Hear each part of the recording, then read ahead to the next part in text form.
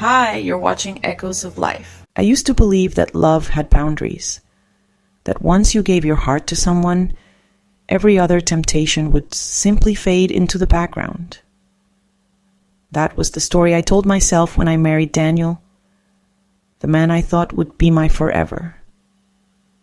We had a picture-perfect wedding, a house that echoed with laughter, and promises whispered late into the night. I thought I was safe. I thought my heart would never wander. But then he walked into my life. Ethan, Daniel's best friend since childhood. The man who knew every embarrassing story from Daniel's youth, who could walk into our home unannounced, who was already treated like family long before I came into the picture. I had met him, of course, at our wedding and in passing, but I never truly saw him until one evening that changed everything. It was the kind of night where the rain seemed to press against the windows with more insistence than usual, as though it, too, wanted to be inside. Daniel had insisted on hosting a small dinner party, nothing fancy, just a few friends and too much wine. Ethan showed up late, his shirt damp from the storm, his dark hair clinging to his forehead.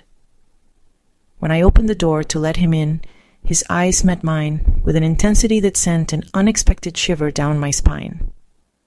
I told myself it was nothing, just the shock of the cold air rushing in behind him, just the storm making me overly aware of every sound, every touch.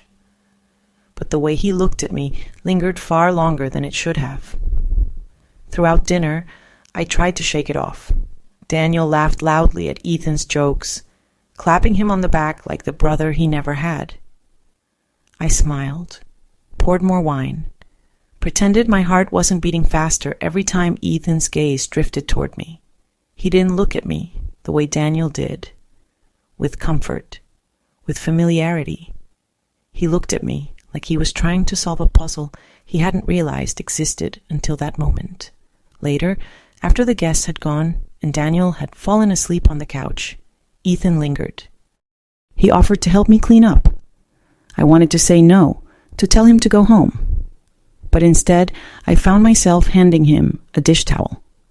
Our hands brushed when he took it, and my stomach knotted in a way that felt dangerously like desire. We worked in silence for a while, the clinking of glasses and running water filling the spaces where words should have been. And then, out of nowhere, Ethan said quietly, "You're not what I expected." I froze. "What do you mean?" He gave a half smile, not quite meeting my eyes.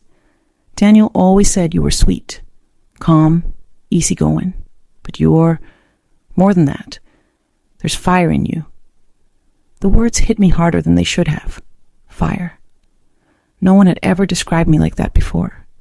Daniel loved me, yes, but he saw me as gentle, reliable, safe. Ethan's words made me feel alive in a way I hadn't in years. I told myself to end the conversation, to laugh it off, to retreat upstairs before I crossed a line I couldn't uncross. But instead, I found myself asking, "And what do you see when you look at me?" The moment hung between us, fragile and dangerous. He finally met my gaze, and what I saw there terrified me. Desire, curiosity, a hunger that mirrored the one slowly growing inside me. Neither of us moved. The air felt thick, suffocating. And then Daniel stirred on the couch, mumbling something in his sleep, and the spell broke. Ethan stepped back, ran a hand through his hair, and muttered, "I should go." I nodded, heart pounding, pretending to focus on drying the last wine glass. But when the door shut behind him, I pressed my hands to the counter to steady myself. I had just danced on the edge of something dangerous, something forbidden, and a part of me already knew I would not be able to stop myself from stepping over that edge again. I thought that after that night, the rain, the lingering glances, the words Ethan should never have spoken, I would be able to put it behind me, pretend it never happened, pretend I didn't feel something deep in my bones that terrified me, but pretending is a fragile game. The morning after, Daniel was cheerful, blissfully unaware. He kissed my cheek while making coffee, teased me about drinking too much wine, and started planning our next weekend away. I smiled and nodded at the right times, but my mind was somewhere else, or rather, with someone else. Ethan. Every detail of the night replayed in my head. The way his hand brushed mine, the weight of his stare, the way his voice dropped when he said I wasn't what he expected. It should have disgusted me, angered me even. Instead, it haunted me. I didn't see him for a week. A whole week of silence. And in that silence, desire grew like a secret I couldn't control. I told myself if I avoided him, if I buried myself in work and routine, it would fade. But fate rarely plays fair. Daniel came home one Thursday, grinning. Guess who I ran into? Ethan.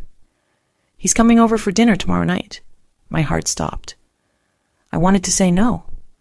I wanted to invent some excuse sickness, a deadline, anything. But I didn't. I forced a smile and nodded, though inside my chest was a storm. The next evening, when Ethan arrived, everything felt sharper, more dangerous. His knock on the door echoed through me. When I opened it, his eyes met mine, and for a moment neither of us spoke. His look said everything we were trying so desperately not to. Dinner was torture. Daniel, oblivious as ever, filled the silence with stories and laughter. Ethan answered politely, but his eyes kept betraying him. Every time our gazes met across the table, I felt heat rise to my skin. My fork trembled in my hand. At one point, Daniel left the table to grab another bottle of wine. The moment he was out of the room, Ethan leaned slightly forward. His voice was low, almost a whisper. Have you thought about that night? My breath caught. Ethan, don't. But Daniel's footsteps returned before I could finish, and I quickly lowered my eyes to my plate. The rest of the evening passed in a blur. When Ethan finally left, Daniel walked him to the door. I stayed behind, pretending to clear the dishes. But just before Ethan stepped outside, he glanced back at me. It was quick, fleeting, but enough. A silent acknowledgement of the truth we were both drowning in. And that truth was this. No matter how much I tried to deny it, the silence between us had become louder than anything else in my life. It started with small, reckless moments, glances that lasted too long, conversations laced with meaning beneath harmless words. The kind of tension that lives in the air, heavy, electric, waiting to ignite. I told myself it was nothing, that I could control it, that I was strong enough to resist. But desire is cunning. It seeps through the cracks of your resolve until resistance feels impossible. One Saturday afternoon, Daniel invited Ethan to help with some repairs in the garage. I was in the kitchen, pretending to read, but every sound from outside made my pulse quicken. I told myself it was ridiculous. Yet when I heard footsteps in the hallway, I already knew it was him. Ethan appeared in the doorway, sweat on his forehead, shirt clinging to his chest. He paused when he saw me, and for a long moment, neither of us spoke. Finally, he said, "Daniel's looking for a wrench. I thought maybe..." But his voice trailed off, because both of us knew he hadn't come inside just for a tool. I should have walked past him. I should have gone into the garage, handed Daniel the wrench myself, and ended it there. Instead, I found myself stepping closer. Too close. "Ethan," I whispered, my throat dry. "We can't." His eyes darkened. "I know." And yet, he didn't move away. Neither did I. The silence between us was louder than any confession could have been. And then, as if pulled by something greater than either of us, he reached out and touched my hand. Just a touch. Nothing more. But it was enough to break the dam. In the next instant, his mouth was on mine. desperate, hungry, reckless. I should have stopped it, pushed him away, screamed, but I didn't. I kissed him back with all the longing I had been burying for weeks. The sound of Daniel's voice calling from the garage jolted us apart. We stumbled back, breathing hard, eyes wide with panic. Ethan grabbed the wrench from the counter, his hands trembling, and hurried away. I stood frozen, lips still burning, heart pounding so violently I thought it might give me away. That night, when Daniel lay asleep beside me, I stared at the ceiling, drowning in guilt and desire. I had crossed the line, and deep down, I knew there was no turning back. I woke up the next morning with a pounding headache, not from wine, but from the storm inside my chest. The night replayed in fragments. My husband's careless touch, his wandering eyes, and the bitter realization that I was no longer the woman he desired. I lay there, staring at the ceiling, feeling as if the walls themselves were pressing down on me. For months I had convinced myself that his late nights, his sudden work trips, and his constant distraction were just the demands of life. But now the truth had teeth, and it bit into me with every passing thought. He wasn't only failing me, he was betraying me. When he stirred beside me, he didn't even look in my direction. He got out of bed, humming some careless tune as if the world around him wasn't crumbling. He picked up his phone, smirked at a message, and slipped into the bathroom. Something inside me cracked. I dragged myself to the kitchen and made coffee just to keep my hands busy. But instead of calming me, the smell of it made me nauseous. Every little thing about him, his laugh, his routines, even the mug he always used, felt like poison I could no longer swallow. By the time he walked in, freshly dressed, phone still glued to his hand, I could barely contain myself. "Who is she?" I asked, my voice low, trembling, but sharp enough to cut. He froze for a second, then forced a laugh. "What are you talking about?" "Don't insult me," I snapped. My chest tightened, but my eyes burned with fury. "You think I don't see it? The late nights, the texts, the way you look right through me when I'm standing in front of you." His smile vanished. He tried to play the victim, rubbing his temples like I was some inconvenience. "You're imagining things again. You've always been too emotional." That word, emotional, landed like a slap. I laughed bitterly. "No, I'm not emotional. I'm destroyed. By you." For a moment, something flickered in his eyes. Guilt, maybe, or just irritation that I had dared to confront him. He didn't apologize. He didn't deny it. He just walked out, grabbed his keys, muttered something about being late for work, and left me standing there with shaking hands and a heart splitting in two. The silence afterward was unbearable.